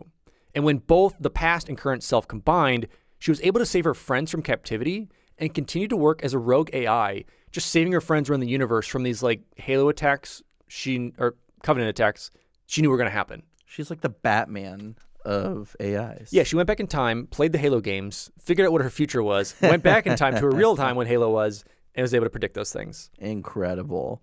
So next on our list after that, very apt description of I Love Bees. You're very welcome. That's our episode right there, too. We have Moye, who is shipboard AI of the UNSC Heart of Midlothian. First appearance, Halo Evolutions, Essential Tales of the Halo Universe, Midnight in the Heart of Midlothian. Ended service before 2552. So personality, she took on the appearance of a small, elderly Chinese woman in peasant's clothing. When the Covenant attacked the Heart of Midlothian, Moye assisted ODST Sergeant Michael Baird in trying to take out the boarders. Unable to destroy the ship as there were UNSC personnel on board, Baird goaded a Zanghili into killing him. As he dies, Moye starts a countdown with the boarding party still on board and staring down the Zanghili commander, and then she stops and says, just kidding, there's no need for a countdown whatsoever, and self-destructs the ship. Her name is a reference to Moye, a swordsmith from a Chinese folktale who sacrificed herself in order to successfully forge a sword that also was named after her as well. Yeah, so this is in reference to Moye, which is another sword within this kind of legendary sword, similar to Cortana and similar to the AI in Myth. I forget what that one is. Go listen to our Combat Evolved episode. We definitely talk about that because there's 3 swords total. Yes. And then that one sword was used for the AI in Myth, and they were going to use another one, but then they decided to use Cortana. Yes. And so that's pretty much what it's in reference to, or what we think. But you'll soon learn. Moye is in my top 5. absolutely love Moye. Absolutely love this story. Mm-hmm. I love AIs that just blow stuff up. You will soon learn when we get to the end of this. Spoiler. Next up, we have Rebecca. Oh, yeah. The UNSC Red Horse's Smart AI. First appearance, Halo Evolution's Essential Tales of the Halo Universe, the Mona Lisa. Began service 2546. Personality, middle-aged Mediterranean woman in a flower dress or an ancient Greek warrior. So this is another one that can flip-flop. Like I said, there's only a couple of them. Having replaced Chauncey as the Red Horse's new smart AI, much to the dismay of the crew, who preferred the even-tempered Chauncey to the cold Rebecca. Like I said, Chauncey was even-tempered, didn't really seek to please people, just did actions. Rebecca's cold, doesn't care about humans, really only cares about the mission. As Marines were entering the Mona Lisa, Rebecca refused to say what was aboard, only stating, quote, "We have our orders." And this is even when the commander's like, dude, what is on this ship? Why did the Mona Lisa go down? What happened to it? And they're like learning about like those naked Sangheili running around and everything. Like, what is going on? And so finally, Rebecca opens up to Commander Tobias Falcault about what happened. And basically says, the flood. Like, it was a lost cause. We needed to kind of see what happened there. And now that we know, we can leave. It was because she Commander thought, I'm in charge. This is my AI. But it was literally like an Oni AI put on there that was just there to figure out what happened. Yeah, he learns he has no power eventually and has to let his men die. But next on our list, Roland Rld0205-4, who's the UNSC AI shipboard AI of the UNSC Infinity as of 2558, whose first appearance was Halo 4 Spartan Ops, and began service December 5th, 2557. As for personality, has a dry sense of humor and slightly sarcastic personality. He also has a strong sense of morality, even going up against Dr. Halsey and lecturing her on her wrongdoings. World War II era pilot, can also perform weddings. Yes. He does Buck's and what's-her-face's wedding? Veronica. Buck and Veronica's wedding. He, since he's technically a captain, and if you're at sea or in space, the captain can technically marry people. And so Roland... Such a weird law. I love it. Roland married them. And they even talk. I think it's Buck and Romy are talking like, is this even legal? And Romy's like, who cares, dude? Like, go for it. He's a captain. We can do it. You're married. Get married. Love it. Roland replaced Ain aboard the Infinity, who was destroyed when the ship crashed on Requiem in July 2557. And he, along with Black Box, held the trial for Iona. Yeah, the one we talked about earlier. He is also able to fend off Cortana's call to join the Created. So he was definitely... They tried to recruit him along with all the other AIs. He luckily was loyal enough to Lasky and the Infinity. Yes, and I think having Forerunner tech probably helped that a lot on the Infinity. So he's like, I already got some Forerunner stuff. I'm good, fam. Yeah, we're good. Next, we have a very sad story. We have Rooker, RKR 1206-5, Office of Naval Intelligence AI, Station AI for the research facility Argent Moon. First appearance in Halo 5 Guardians. Began service 2550, ended service 2557. Personality, not much revealed to him. It's just this kind of fringe AI, because what happened after an industrial accident aboard the Argent Moon, which killed everyone on board, Rooker took to himself to try and warn Oni and other ships that hazardous materials were like coming off of this and to stay away if you even try and salvage it. 6 months into his rampancy from there, he took over and just terminated himself. Damn. Super sad story. Like, got this crew, this kind of containment field just goes up and kills everyone, and he's just basically spent the rest of his life putting warning signs everywhere, like those like yuck stickers that you used to have as like a kid. So you don't eat those things. Basically, what he did all over space. Moving on from that, we have Serena, second generation AI, also known as SNA 1292-4. UNSC AI served aboard the UNSC Spirit of Fire, whose first appearance was Halo Wars Genesis. Now, as when it comes to personality, she's very sarcastic with a dark sense of humor. Treated threats and danger with, more humor. Yeah, she kind of laughs at it. Yeah, and she like people are like, oh, we're in danger here. She's like, oh, you're in danger? Well, let me tell you about it. Like, we'll just joke about everything. Like, we'll take it serious, but just overly dark about it. Yeah. Created by Daedalus Technology, a Martian company, and considered their greatest work of the era. Replaced the previous shipboard AI of the Spirit of Fire and assisted in the final battles of the Harvest campaign. Developed cryotechnology weaponry such as the ZAV-48 Frostraven and the Tundra Bison APC. So yeah, any of the weaponry that you get in Halo Wars that has to do with cryo or freezing, she's the one who developed it. Yeah, and even in Halo Wars 2, as like the leader pack, all her stuff is cryo. Yep. In 2537, at 6 years old, started to fall into rampancy. She allowed an engineer to be infected by an infection pod to study the effects instead of preserving the crew. And then upon decommissioning, she sent out a data cluster to preserve her memory, with some of them falling into the hands of 343 Guilty Spark himself. In turn, Guilty Spark explained to Ryan about her father's sacrifice and complete the data circle. Yes. So Ryan, we'll learn about later, is in the book where basically Guilty Spark gets his redemption. Yeah, he fights alongside her, which is that's Sergeant Forge's daughter. And wrapping up our smart AIs, we have SIF, the Colonial Authority AI and shipping operations. I'm getting sad all over again. We just talked about Mac, now we're doing this again. I know. First appearance in Halo Contact Harvest. Ended service February 23rd, 2525. Personality, blonde woman wearing a long gown and red poncho. She spoke as if Norse royalty, thinking those on her planet of Scandinavian descent would appreciate it.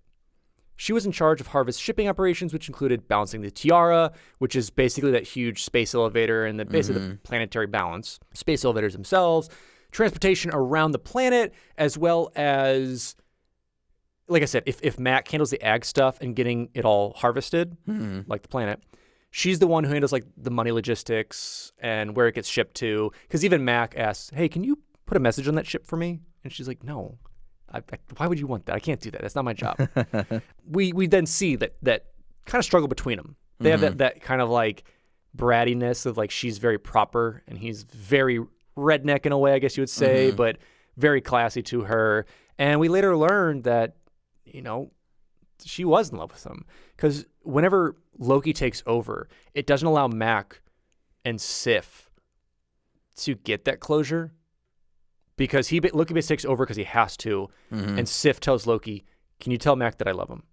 Right before he takes out her data center. Super sad. And fun fact with it, in Norse mythology, Sif, who's actually Thor's wife, and Loki were always at odds. So it's really cool that they kind of put that in there. That would have always been an aspect of it. Yeah, but yeah, so we have our smart AIs, but now let's talk about the dumb AIs. Yeah. So going back to kind of the OG AIs, I guess you would say, for humans. Yeah, so dumb AIs are not created using human brains, but are simply highly advanced computer constructs. They cannot learn anything that is outside of their set limits of dynamic memory processing matrix. They are quite useful in their particular field of expertise, but they're limited. They're limited to what they know and how much they can actually process. Yeah. Dumb AIs can function and learn as long as they are active and are not subject to effects of rampancy experienced by aging smart AIs. And by no means they're not literally dumb AIs, just as we explained, they're just not the superpower that smart AIs are. Well, yeah, if you think of it like computer terms, if you have one drive looking at another, or if this is like the main thing you're using, you have dummy things that'll just follow along with it. They're still processing, it's just they have other things that they're just following their protocols, basically. Yeah. Starting off, we have Anti-Dot. Oh, what a wonderful day for Anti-Dot. UNSC Special Warfare AI provided intelligence support for Noble Team. First appearance in the worst game, Halo Reach. Boo. you shut up. Began service May 9th, 2541. Personality. Rather than personifying herself in the form of a humanoid avatar like the majority of AIs, Dot's personal representation is a grid of glowing, constantly changing blue lights. Characteristic of dumb military intelligence support AIs, Dot typically speaks in a calm, dry, articulate voice, displaying little emotion compared to AIs like Cortana. During the fall of Reach, she monitored and assisted Noble Team and kept the team's members connected while they were embarking on separate missions. She observed the team and provided intel, where possible, through security cameras and satellites orbiting Reach, but her actual physical location during the battle is unknown. Similarly, it is not known if Dot survived the fall of Reach, nor what her activities afterwards were if she did. So She died. Yeah. So very similar to Superintendent. We get to see like those cool angles of like when they're in space and they have like the space satellite cams looking at stuff or going through cities. Yeah, I think she also like looks through all the cameras and everything. Yeah, that's as exactly what well. she's doing. So she monitors all that, and she's basically the superintendent of Reach in this aspect. Yeah. So our next dumb AI is Captain Teach. Navigation AI repurposed for insurrectionist use. Uh-oh. First appearance, Halo Evolutions, Essential Tales of the Halo Universe, Pariah. Ended service after 2527. So personality, his mannerisms, speech, and appearance were inspired by pirates who stalked the Caribbean and American coast of the 16th to 19th century. So literally just a pirate. I love Basically, it's Edward Teach. It's Blackbeard. Yeah, I love it so much. Assisted Soren 066 and Parch attempt to escape Reach in a longsword interceptor. Yeah, this was the AI that Parch had installed in the longsword. Didn't he do like a captain goes down with his ship kind of thing? Yes. They're like, save us. He's like, no, and then just left. Yep, just like laughed until he died. Basically, I love Teach. It's like, how worthless is this AI? So good. Love him. Next, we have Damon, a Class L military AI, served alongside Blue Team on December 2553. First appearance was Halo Retribution, began service November 23rd, 2553, ended service just a couple weeks later, December 16th, 2553. He had a good run. A good, solid run. Personality, Damon presented themselves as a ghostly, hairless face that appeared neither male nor female and spoke with an androgynous voice. Terrifying. Damon was created under the direction of Rear Admiral Saren Osman to assist Fred 104, who was ordered to have his neural lace upgraded so that his armor could store an enhanced AI that would be able to interface with him, similar to John and Cortana. Damon traveled with Fred during the subsequent stages of Operation Retribution, which took him to the planet Gao the day after, and from there to Meridian, a moon of Hestia 5. However, rogue Oni units that were there attacked Fred, dropping a 10-ton dump machine on him, damaging the suit, and in turn, killing Damon. See ya, bud. Yeah, and apparently they brought the chip back and are still trying to recover him, but they didn't do anything else. At least in the lore with him from there. Yeah. So moving on, we have an OG in the Halo universe. Deja, who's an Oni AI and served as a teacher to the Spartan 2s, helped oversee the Spartan augmentation process as well. So really, is one of the more important AIs, I think, period. Yes. Dumb or smart. And I think one of the longest lasting that we know of. Yeah. So first appearance, Halo The Fall of Reach, started service 2513 and ended service 2552. So almost 40 years, 39 years of service. That's so crazy to me. As for personality, has the appearance of a Greek goddess, barefoot, wrapped in the toga, motes of the light, dancing about her luminous white hair, and holds a clay tablet in her left hand. She usually has a glassy, smooth voice. Yes. Just like that, just not as deep. So glassy. Deja lessons were the part of the Spartans training program meant to teach them to employ strategic thinking. She also educated them in history, mathematics, and presumably other fields. In one of her first lessons, she taught the Spartan 2s about the famous Battle of Thermopylae, where the 300 Spartans made a stand against 250,000 Persians. Yes. So Deja's really the first AI we get to know in the books. Obviously, Cortana's the first I think almost all of us ran into. But yeah, Deja is the one who trained the Spartans. She was basically mom, teacher, caretaker, and set them up for this and really set us up to understand Spartan training in and of itself. And I think, like you said, very integral. Yeah. And necessary to what happened. One of the most important, in my opinion, AIs ever. Next, we have Salome, the Brumisurmer Municipal Infrastructure AI. First appearance, Halo Battleborn. Personality, Salome took the form of a woman with long, glowing hair, dressed in clothes 20 years out of date for 2548. Nice rhyme. She spoke with an old Earth-style French accent. Oh, yes, it's me, the French accent.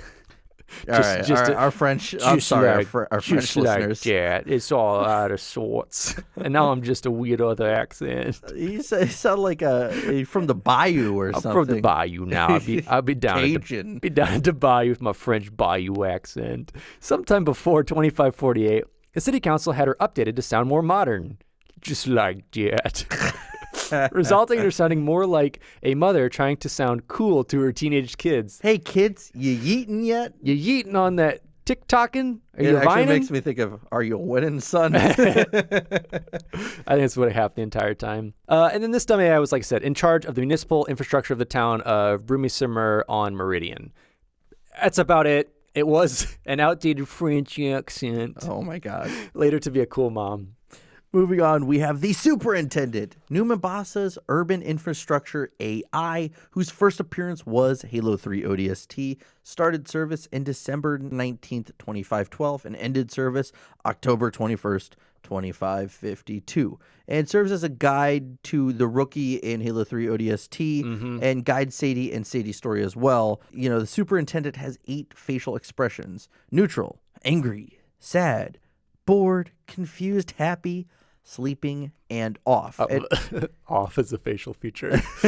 And remember, Sadie and Dinsha's father created Virgil. Yes. Or I guess Virgil was kind of like this, like, part of the AI that would kind of help her and monitor her, but he created the AI as well, and eventually one of the engineers present in New Mombasa kind of absorbed Virgil. Is able to take Virgil out, and that's the one that you escort out and basically save. And that's how we get Virgil, and that's how we have all of that team is able to communicate and have this kind of special relationship with it too, which is kind of interesting. Yeah. And the superintendent we see is almost like a Bungie mascot as well. We kind of saw it everywhere, and it saved everyone in Sadie's story. Pretty much saved Sadie, ran through it, which is fantastic, and was just a really neat way to tell a story for Halo 3 ODST. It's the first time we get those out-of-body kind of experiences, seeing the cameras, directing you through the city. Bird's eye view and stuff like that. All that stuff. So Superintendent, was an amazing AI. And next up, we have Torin, an Oni AI assigned to the diplomatic shuttle Han with Jacob Keyes and Dr. Catherine Halsey during the Spartan 2 candidate evaluation mission. First appearance in Halo: The Fall of Reach. Designed solely to hold the knowledge on subjects he was built to know, Torin's ability as a dumb AI was limited in comparison to many of the smart AI counterparts. In 2517, Torin was assigned to the diplomatic shuttle Han with Lieutenant Jacob Keyes and Dr. Catherine Halsey in their mission to evaluate possible candidates of the Spartan 2 program. On August 17th, Torin aided and catered to Dr. Halsey as they entered the Eridanus system to evaluate the first potential Spartan 2 candidates on Eridanus 2. That's about it. I mean, it was basically a logbook of so Halsey could pull up on her data pad. That's about it. Yeah. And so finally, for dumb AIs, we have Wellesley, which is kind of an OG in the Halo universe. So, someone we talked about very early on in even this podcast. Yes, it's the only AI we're really seeing, or really, there's a lot of new material in the Flood, but he's one of the only big characters that we're seeing out of that really had a hand, along with Jenkins. Yeah, so Wellesley is a Class C military assistant AI. First appearance, Halo: The Flood. Ended service September 22nd, 2552. Personality is a stern-looking man with longish hair, prominent nose, a collared coat, supposed to look like an 18th century British officer. He helped Major Antonio Silva and First Lieutenant Melissa McKay set up and operate Alpha Base on Installation 04. Wellesley was ultimately consumed in the destruction of the Truth and Reconciliation. This was that super sad part when everyone else is leaving, like, the ring and going off, and they're like, we have to crash and destroy the Truth and Reconciliation to stop the Flood from being able to go to Earth or be able to, like, leave system. Yeah, and this is where he tells Silva, you taught McKay well, because it's ultimately McKay that goes against his orders and destroys the ship because he's going to bring it back to Earth. Yes, they're going to bring it back to Earth for research and all this other purposes, but like, dude, there's flood on here. Like, we have Jenkins, we have all this stuff. And like, plus, the whole protocol, you can't do that. exactly. You can So never do that. So yeah, Wellesley was a pretty proud papa on that day. Yeah, a great character. I did like him. And to kind of wrap up the AIs, we'll just have some footnotes here for the Covenant AIs. Thus known. We have the Seeker, which, like we said in the I Love Bees, aspect of it with Melissa, is that it was a very rudimentary virus, basically. It was this virus set out to corrupt data and destroy it, followed it back, and destroyed in the I Love Bees database, basically. Interesting story. Like I said, definitely go read it. That's the Seeker. That's the only one named. Because the other two we have are Ascendant Justice's AI, which was on board that tried to fight off UNSC forces getting in. They got in. Along with the Truth and Reconciliation's AI, which Wellesley fought and won, along with Cortana, and got in. Yeah. And that's about it. Yeah, So, it's not much. like we said, with the Covenant, they mimicked instead of innovated. So they didn't really understand the tech. They would just IKEA it and like, oh, I put that there. Sound good. And not do anything with it. Yeah. So not too much there. But that wraps up most of the known AIs. Like we said, we skipped over, a little bit of the Prometheans, and there may be a couple more that we have missed, but that's just kind of pulling from the list that you and I created together and pulled a lot of the information off of. So we're going to go from there. And now we're going to give you our top 5 with defense, least 5 with defense. Always these kind of tradition for these episodes. Best and worst. Got to do it. I'll start off. My top, oh yay. I thought it was such a neat AI that if you ever read the story, please do. She keeps Baird alive, even helps him administer this insurrectionist drug that is used to combat Spartans. Yeah. It's basically like Adderall plus steroids plus adrenaline. It sounds like a good time, actually. Concentrate and lift. That's all you need to do.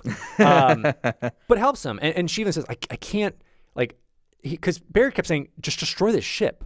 Detonate it. Let's go. And she's like, I can't. That's part of, I cannot do any harm to humans. Yeah, it's like she can't override it because she's kind of separated from herself as well. She's like, yes. She's like, if I was fully me, I would just overrode that and killed you. Yeah, but I think Haragok had like disabled her system from the main bridge, so it's just a fragment of her. Poked and prodded around. Yeah, but whenever they got to the bridge, and he had goaded him and like, oh, I bet you can't fight me, like because he punched him in the face, that Sangheli in the face. Yeah, and that's when he just took his energy sword and just chopped Baird's head off. And that's Moye. And that line of like 5, 4, 3, they start to scramble, and she just stares at me and goes, I'm just kidding. There's no countdown. He just blows it up.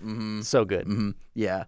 So we'll move on now. Pick from my top 5, and these are in no order. I really tried. Actually, I lied. Maybe one's in order, but I want to start mine off with Black Box BB because he is a really interesting character that starts to show more and more personality throughout the Kilo 5 trilogy. He even starts to see some concern with this idea of remerging with his like part of himself that got like lost its memories and everything. Yes, like, that he sent down to St. Helios. He even has like this anxiety about it almost. And again, he looks out for people, and you see that he's like experimenting with what he says to Catherine Halsey, because he's like, I'm the first AI that was created by an AI, and she kind of seems curious about that. And then he goes, like, that was a lie. There's nothing she can do for me. Like, just casually, just like, yeah, I lied. I just wanted to see how she would react to it. Yeah, so good. Such a well-written character, and actually has a story arc as an AI, which I find interesting. Cortana does, but she's a main AI, obviously. Yeah. But this is one that's pretty much just in extra materials. Yeah. Like I said, also no order. But next up, I've got Superintendent, or Virgil, however you want to think of it. Such a well-written character that really doesn't have many lines until the Haragok kind of pulls him and gets him, over to the other team. But as far as like the ODST ways go, it's such a neat way to do the game. Such a neat way to have an AI that's just expressive through emotes. Yeah. Which I thought was so neat, and be able to control the city and all this stuff of like non-verbal communication. Well, also talks through like broadcasts and whatnot, and using things that It's kind of like how Bumblebee I was about to say, yeah. talks in the Transformers. first Transformers. Yeah, it's like that same thing, Mm-hmm. like these broadcasts and messages officially from the city, just reusing them to actually talk about what's going on. It's so well done. So yeah, definitely have Superintendent up there.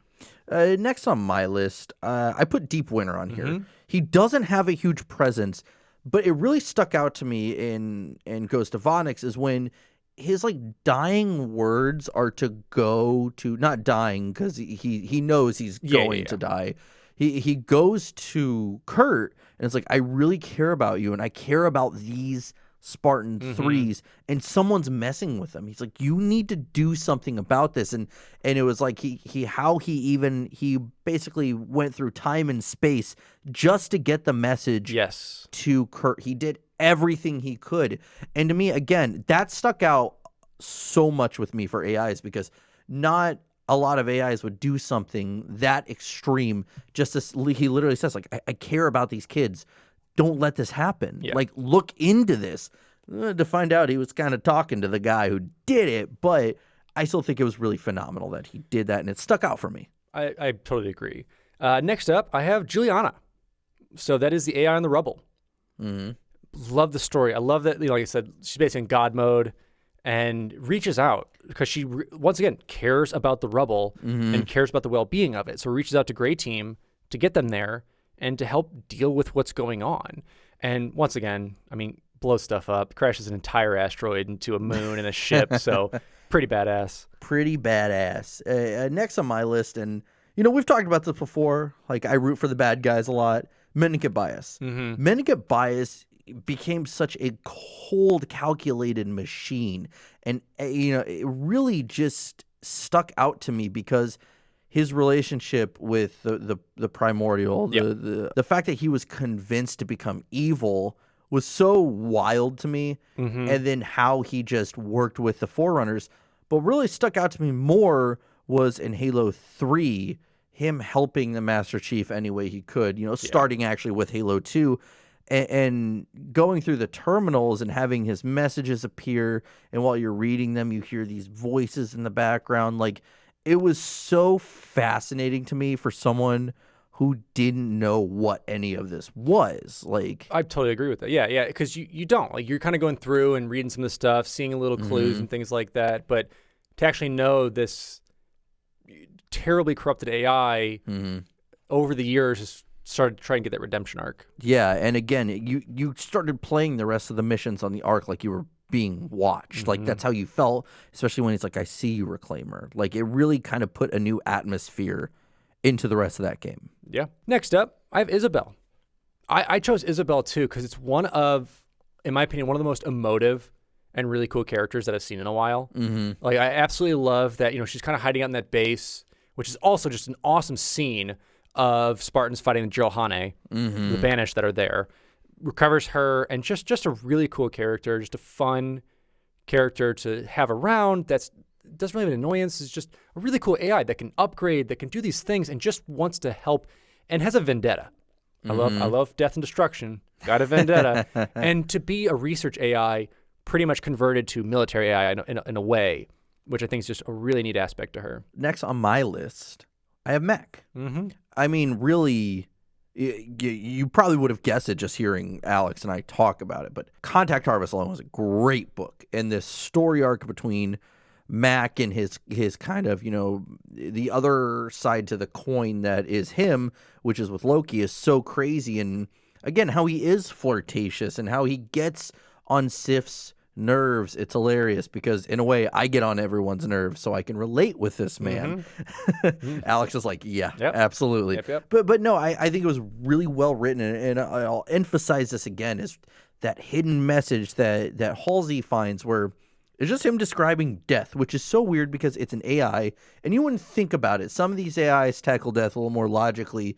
He tackles it emotionally, and again, just says, it's cold, I want you. Yeah. And then dies, which is just like tugs at your heartstrings and makes you go, God, this is sad. There was so much sad stuff that happened in that book, and that's definitely one of them. So that's why Mac has made my list. I mean, surprisingly, I've agreed with all your choices. I have no rebuttals thus far. But I end my list with Iona. Iona was the AI for Black Team. She was the one who can kind of go into little anime girl and then regular girl.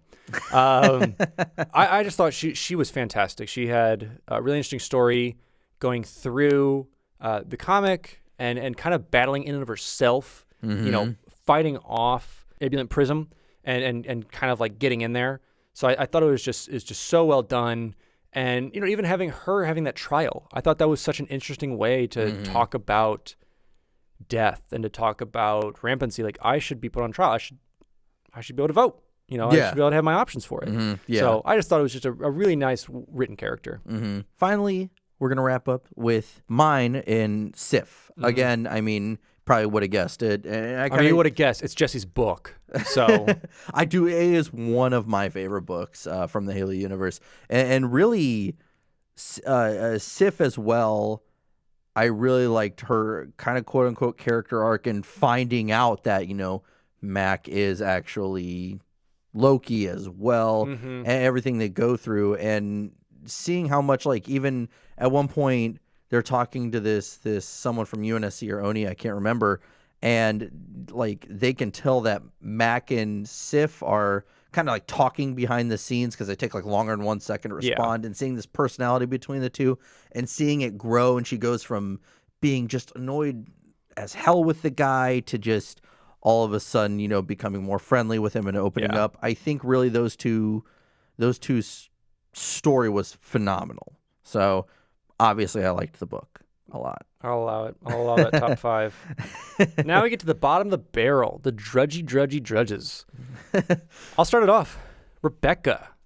So if you remember, Rebecca was that AI who gave no craps about people going on the Mona Lisa. And it was like, mission's a mission. Can't tell you.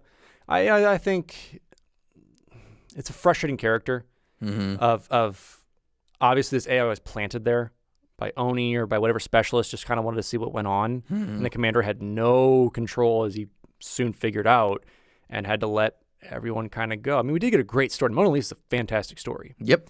However, AI sucks. AI sucks. Stupid Rebecca. Moving on. Again, mine are in no real order. Governor Sloan from Halo 5. And I'll jump to mine too. I also have Governor Sloan. Yeah, prick. That's bam. Yeah, and I never liked the guy's personality playing the game. Then you find out later on that he's, went with Cortana, with the Created, because he wants to live forever. He's a selfish asshole. Yeah. Yeah. Again, he is kind of this indirect villain in the game. And you can tell, like, his rampancy is that of self-preservation and madness. Yep. So he follows that same path as Cortana. So yeah, I had Sloan as well. I also had Ebullet Prism. So we haven't really had many of the monitors, but Ebullet's probably my least favorite out of all of them, just because it wasn't to protect anything. It was just to like harvest data and infect stuff to see if it could survive flood. Because like even when they had the Hunter in there and they had the Let Go load, they're like, I mean, this guy's cool and he works, but it's individual tiny little colonies of these worms, so I can't really experiment on that. And he just vaporizes it. Yeah. And like same thing, like pulling those data, and just was there, I guess, in a way to do good, but evil good, and was just chaotic good. Yeah, was trying to like find a cure, but also like not caring about anything that he was doing. So it was just a frustrating AI. Well written. Once again, I do love that story, but I hate that AI. Yeah. Moving on for me, Serena's on my list for, bottom 5. Mainly because, granted, she did do some good things, but her sarcasm in the game, her dry sarcasm, drove me crazy. Because it wasn't even, like, executed well. I get that was her character. Do you get it? It's because she's cold? Because she does cryo? I get that was her character. It's not like it was bad acting or writing and anything. It's just something I didn't like. And if I would have been there, I would have been like, shut up. But I wasn't there. But either way, she made my worst top 5. Okay. I wouldn't put her there, but I'll allow that. I mean, there's probably 3,000 worse than her. I mean, she did play for the UNSC. She created cryo weapons. She could not, it's fine. It's fine. But next up, I have Leo. Leo's that AI who went and visited the brother and was like, don't worry. She'll have some memories. JK, I'm the worst. Hey, kid. She's going to have some memory. Kid. Let me puff my cigar real quick. Don't worry. She'll be here with us in spirit. It's just that. It's the perfect Oni AI. it's God, it's so horrible. But the work needs to be done, but doesn't need to be done that way. It was a very frustrating AI for me. And once again, I think most of these are pretty well written in the small sections they had. Just an evil AI. Yeah. Next on my list is Roland.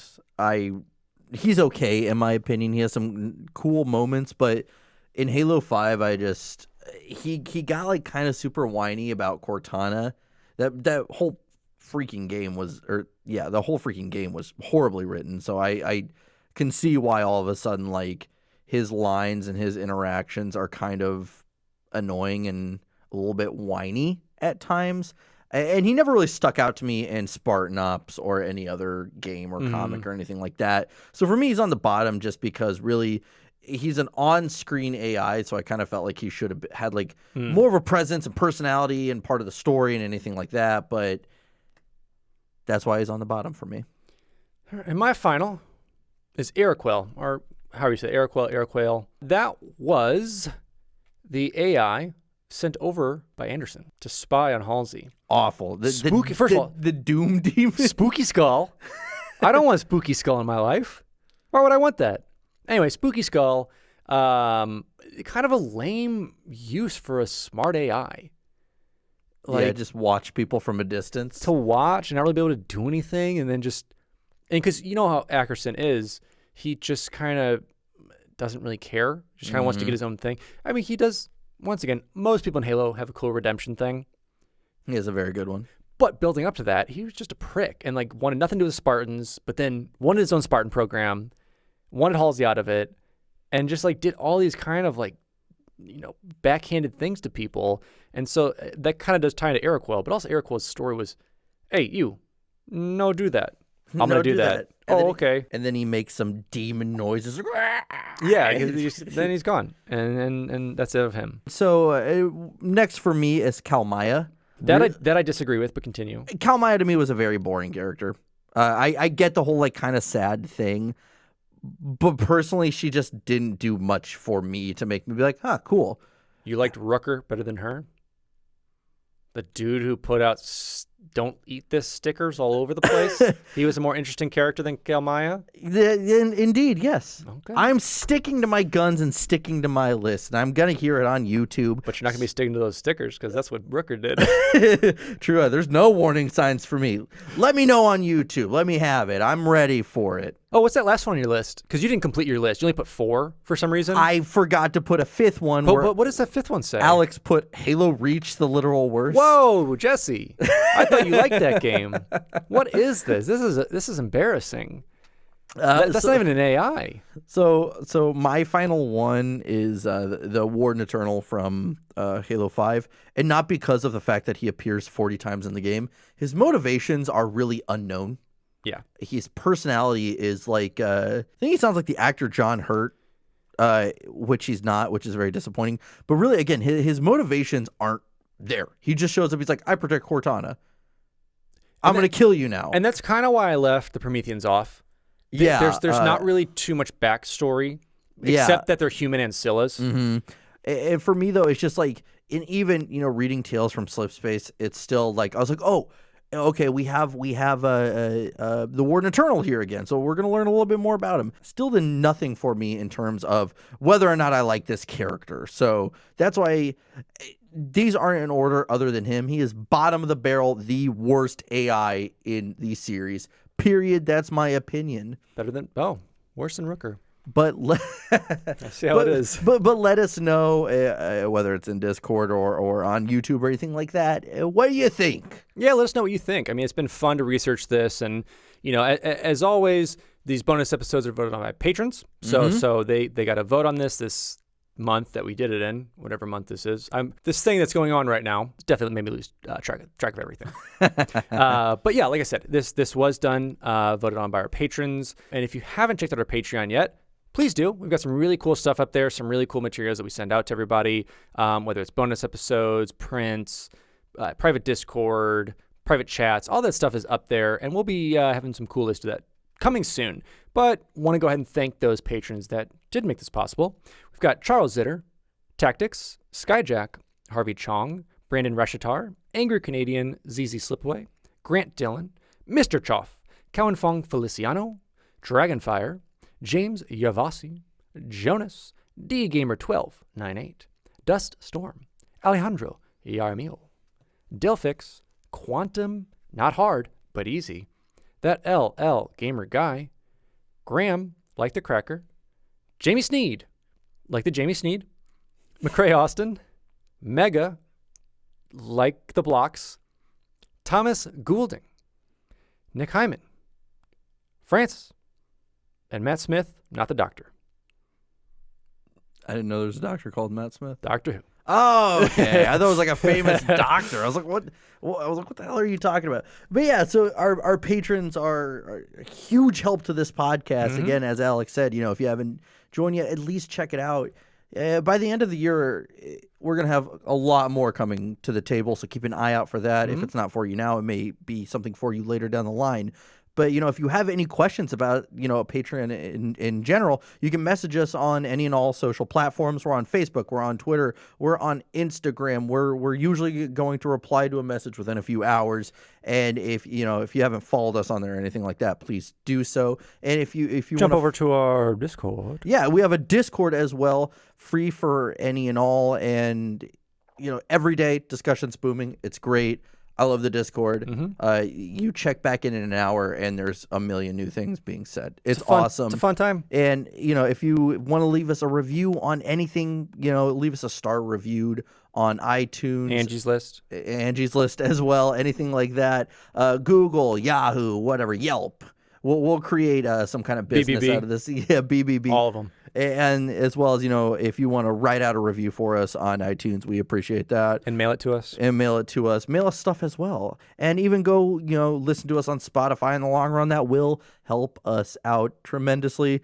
We're still on YouTube, CastBox, Spotify, SoundCloud, anything you can think of, really. And if we're not, let us know. We'll try to get on that platform for you. With that being said, that was our rundown of the AIs of Halo with our best and worst. And I am your host, Jesse Reiners. And I'm your host, Alex Kendall. And thank you for tuning in to Finish the Fight, a Halo podcast.